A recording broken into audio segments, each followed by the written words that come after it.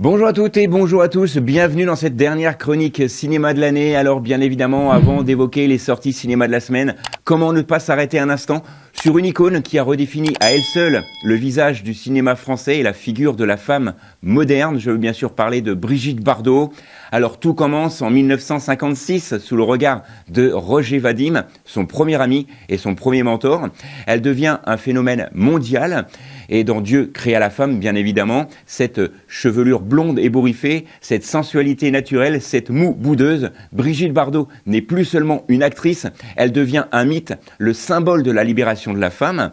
Alors tout son parcours, bien évidemment, est jalonné de succès au cinéma, du mépris de Jean-Luc Godard au génialissime film de Clouzot, La Vérité, mais sa vie est aussi une quête d'amour tumultueuse, de sa passion pour Jean-Louis Trintignant à son mariage avec Jacques Charrier, en passant bien évidemment par Les Noces de Diamant avec Günther Sack. Et puis, bien évidemment, la romance électrique avec Serge Gainsbourg, qui lui offrira notamment le mythique Initial Bébé, avec chaque chapitre de sa vie qui a vraiment fasciné le monde. Et puis là, en 1973, un peu plus de 50 ans maintenant, en pleine gloire, et à seulement 39 ans, elle choisit de quitter les plateaux pour un adieu radical au cinéma et à la musique, et pour se consacrer corps et âme à la défense des animaux, transformant son statut d'idole en celui de protectrice passionnée des animaux. Brigitte Bardot reste et restera cette figure incontournable et indétrônable, une étoile qui a marqué le XXe siècle et qui est de son empreinte indélébile. Brigitte Bardot vient donc de nous quitter ce 28 décembre et elle avait 91 ans. Sans transition, voici donc mes sorties cinéma de la semaine pour ce passage à la nouvelle année.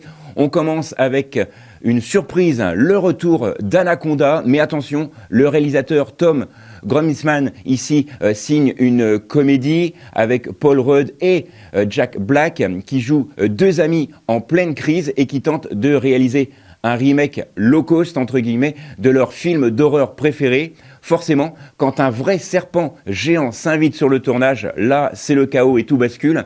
Alors, pour mon avis, et comme celui de la presse d'ailleurs, la presse salue le duo d'acteurs, même si le rythme manque un petit peu parfois de punch, c'est décalé, c'est nostalgique et c'est vraiment parfait pour passer une soirée sans prise de tête. Je vous rappelle le titre de ce film, Anaconda.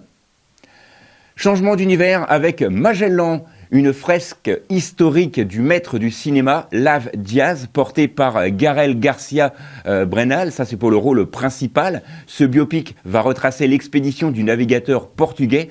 Mais au-delà de l'aventure, c'est une critique profonde de la colonisation et de la méditation sur l'histoire. C'est visuellement hypnotique, c'est très rigoureux. C'est un film qui demande de la patience, de la contemplation, mais c'est un film qui offre une immersion totale pour tous ceux qui aiment comme moi le cinéma contemplatif. Je vous rappelle le titre de ce film, Magellan, et il sort cette semaine.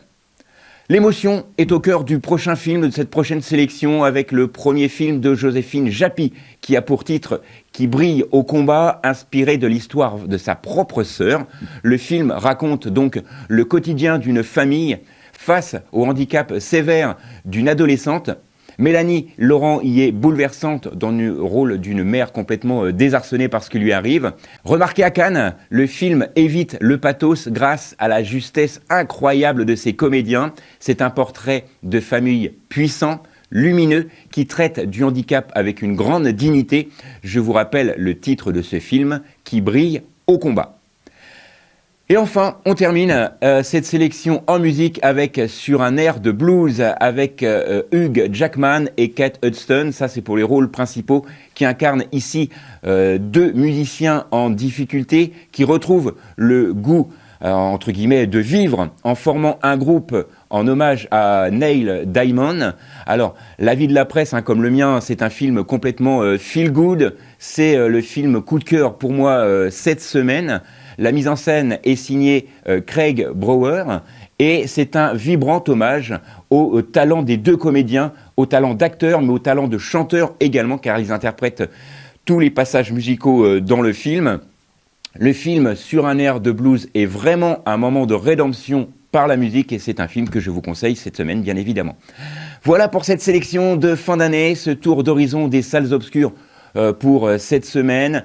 Un hommage à Brigitte Bardot qui a débuté cette chronique aux aventures arizoniennes ou aux aventures musicales pour cette dernière sélection. L'année 2025 se termine donc en beauté ou presque. Alors, excellente fête de fin d'année à toutes et à tous. Nous, on se retrouve la semaine prochaine ou l'année prochaine pour reprendre un célèbre sketch de Gad Elmaleh. D'ici là, sortez, allez au ciné et n'oubliez pas que le cinéma est fait pour tous ceux dont la curiosité est le plus grand des défauts.